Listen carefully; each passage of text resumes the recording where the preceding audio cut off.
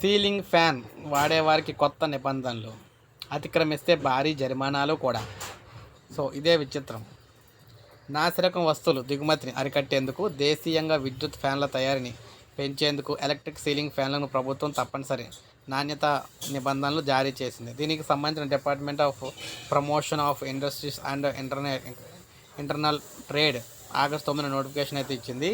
Electric ceiling type fans order 2023 కింద వచ్చే వస్తువులు బ్యూరో ఆఫ్ ఇండియన్ స్టాండర్డ్స్ను గుర్తును కలిగి ఉంటే తప్ప వాటిని ఉత్పత్తి చేయడం, విక్రయించడం, వ్యాపారం చేయడం, దిగుమతి చేసుకోవడం, నిల్వ చేయడం కుదరదని చెప్పారు. ఈ నోటిఫికేషన్ ప్రచురించిన తేదీ నుంచి 6 నెలల తర్వాత నుంచి ఇది అమల్లోకి అయితే వస్తుందని అందులో పేర్కొన్నారన్నమాట. అయితే ముఖ్యంగా చూసుకున్నట్లయితే బీస్ చట్టం నిబంధనలు ఉల్లంఘిస్తే మొదటి నేరానికి గరిష్టంగా 2 ఏళ్లు జైలు శిక్ష లేదా కనీసం 2 లక్షల జరిమానా విధిస్తారు. మరోసారి ఉల్లంఘనకు పాల్పడితే కనీసం జరిమానా 5 లక్షలకు అయితే పెరుగుతుంది. ఇది ఆయా వస్తువులను విలువ బట్టి 10 రెట్ల వరకు అయితే ఉండొచ్చు అనమాట.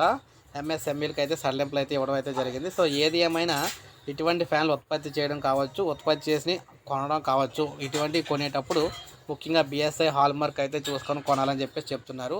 వ్యాపారాలు చేసేవారికి అయితే ఇలా 2 లక్షల జైలు, 2 లక్షల రూపాయలు జరిమానా అయితే విధిస్తామని చెప్తున్నారన్నమాట. సో ఇది మనకు లేటెస్ట్ అప్డేటు ఏపీలో మనకి. సో ఇది ఫ్రెండ్స్ ఈ వీడియో. నేను అసలు లైక్ చేయండి, సబ్స్క్రైబ్ చేసుకోకపోతే మన ఛానల్ సబ్స్క్రైబ్ చేసుకొని ఫాలో అవుతుంది.